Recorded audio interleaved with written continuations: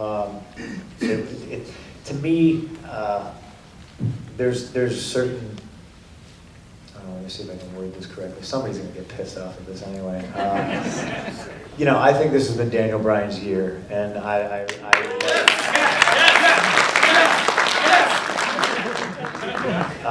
I've sort of been in the position where I thought it was my year, and I watch other people get other opportunities and stuff like that. And no slight on Dave. Like I said, he is a friend of mine. I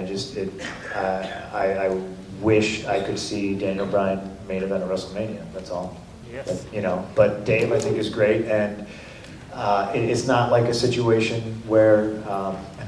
God, Rock's probably gonna get mad again, but it's not like Rock coming in and he's not just doing pay-per-views. He's doing like a full schedule. So we'll see how it happens. We'll see how it unfolds. But I think Dave coming back is a good thing.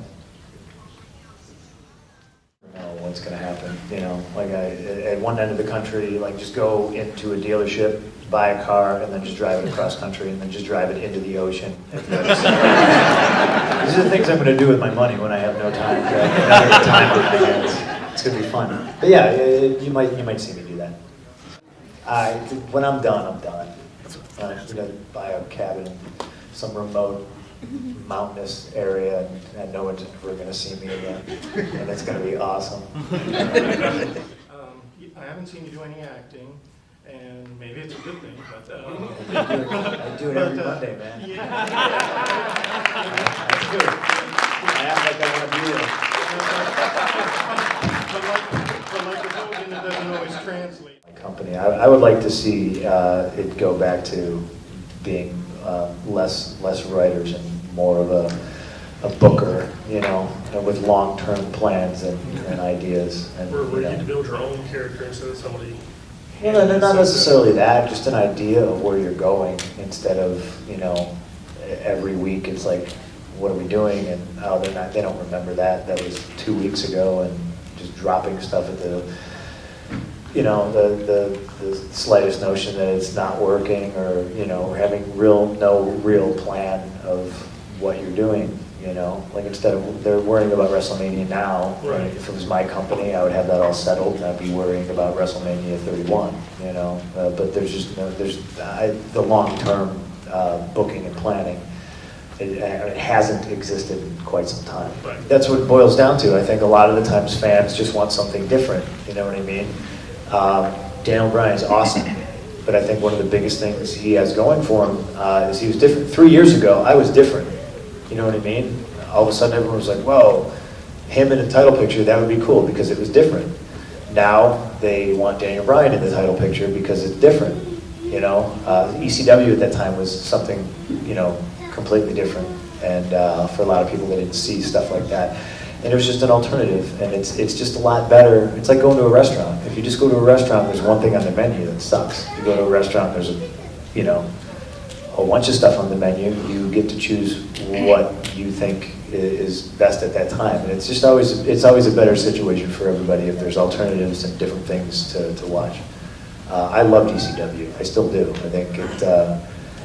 I think it helped generate what everybody loves calling the Attitude Era and this big boom in pro wrestling. You know, if it wasn't for ECW, I don't think it would have been as big as it was. One thing I really missed from that was, I don't think you see it enough of, like in WWE today, is that I think their first pay-per-view, they spent the better part of a year building this rivalry between Sabu and Taz. Long-term booking. Finally. What an idea. Yeah, to actually take something and build it up and not hotshot it and do it 3 months in a row, right? I'd love to see Paul Heyman in the Hall of Fame someday. Oh, he will be. Yeah, he'll be in the Hall of Fame for sure, someday. You never know, maybe I'll induct him. That'd be fun.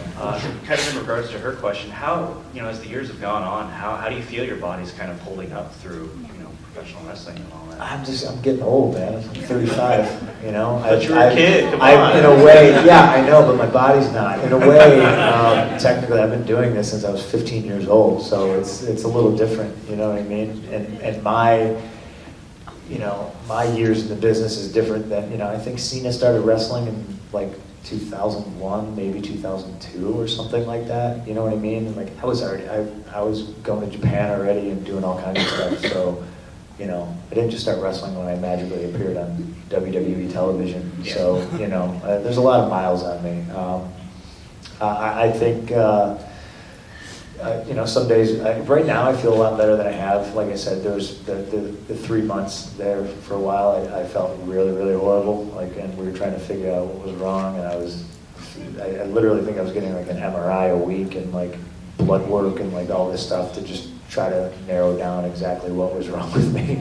I just think I've been doing it for so long. I'm just, you know, I'm not tired, I'm exhausted kind of thing. Yeah. You know, I just think a break is probably the only thing that's going to make me feel better.